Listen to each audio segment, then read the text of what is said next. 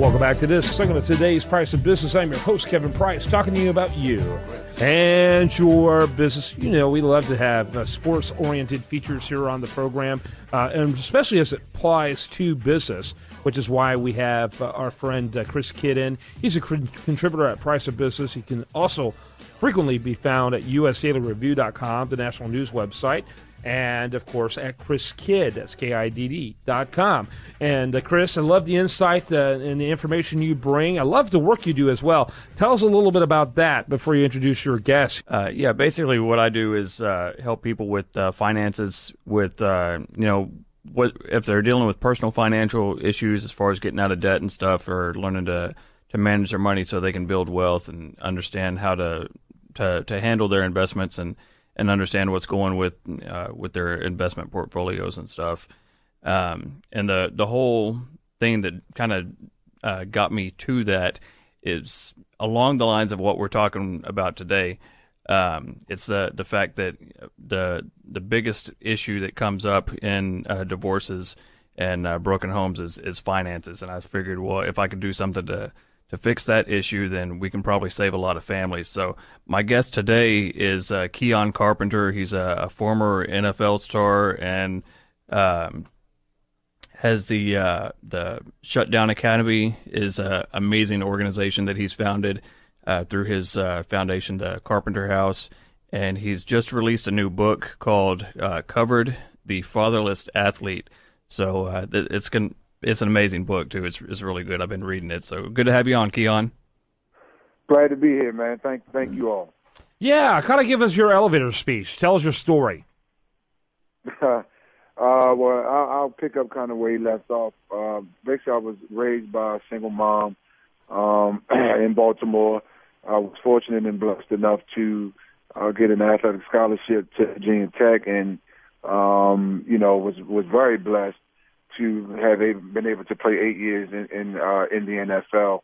And since I retired in 2006, I just pretty much dedicated my life to giving back and providing families and children different opportunities so they can better themselves and be successful in life, and just have make their pathway to success easier, in my words.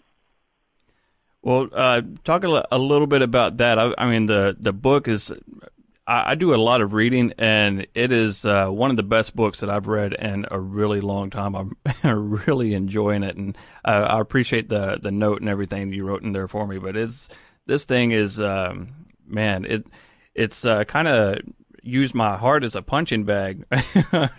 It's talk a little bit kind of about your story growing up, as you were a kid, and then some of the things that you went through and things that you saw, and some of the mentors that helped you steer clear of some things, even Slim maybe.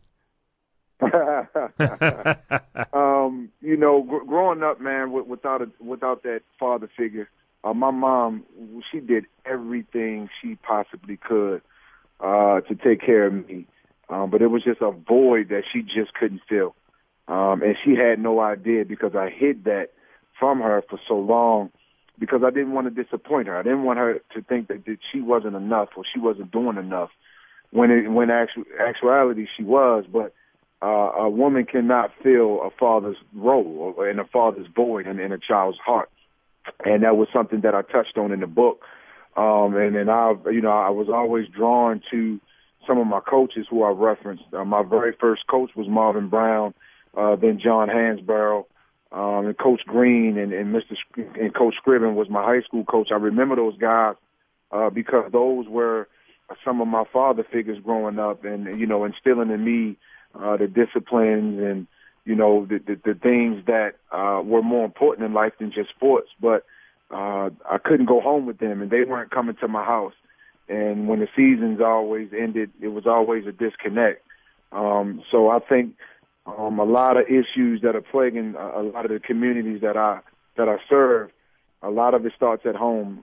Being that the two parents are not involved in the situation, I think that affects a lot of these kids and their growth, and the decisions that they choose to make or not make in this journey called life. Yeah. By the way, what's the best website for us to get more information to the audience? You can go to www.carpenter-house.org. Very good. Go ahead there, Chris. Well, Keion, I know a lot of the star athletes coming up get treated kind of like royalty, like they're becoming prima donnas and stuff. A lot of times they get this attitude that, the rules don't apply. They can walk on water and they can do whatever they want. And I imagine a lot of that comes from a situation like you're talking about, growing up without a dad and whatnot. And, what is some things that some parents can do to kind of help prevent that? And where does some of that stuff come from? Well, first of all, they got to understand that we as children, just because we're gifted athletically, we still struggle with just regular daily life issues. And if those issues are overlooked just because I'm a star athlete, or they're pushed to the side because I'm a star athlete at a certain point in our life, it is going to catch up with us.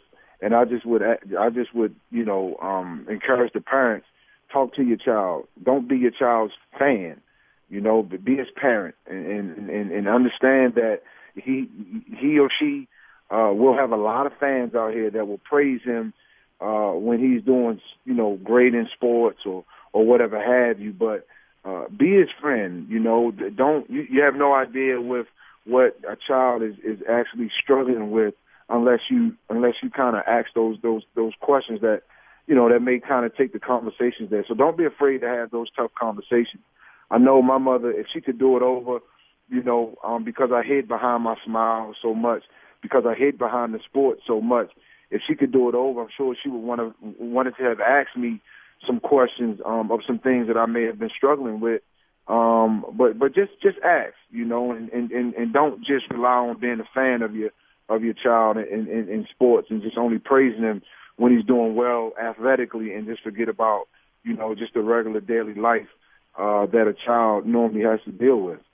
Let me ask you, how do you practically help men bring a better game of fatherhood, if you will, to the picture? What are some of the things that you're involved in? Well, basically, we just encourage fathers just to show up and be consistent. It's not, no one knows how to be a perfect father. I know I'm not.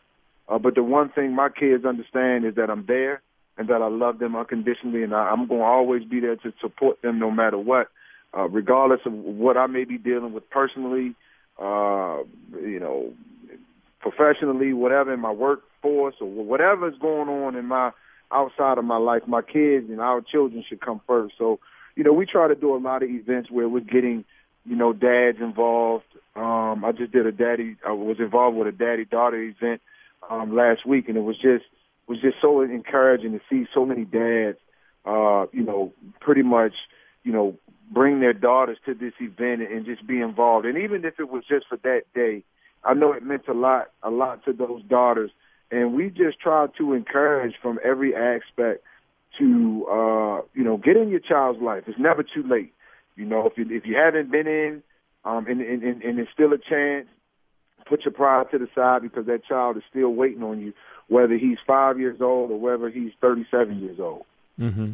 We're going to go ahead and take a break. Can we hold you through the break and visit with you in the next segment? Absolutely. Well, we're looking forward to it. And again, Keion Carpenter, he's here with Chris Kidd. Great segment. By the way, this interview and so much more can be found at the national news website, usdailyreview.com. And we're delighted to have this great conversation right here on The Price of Business.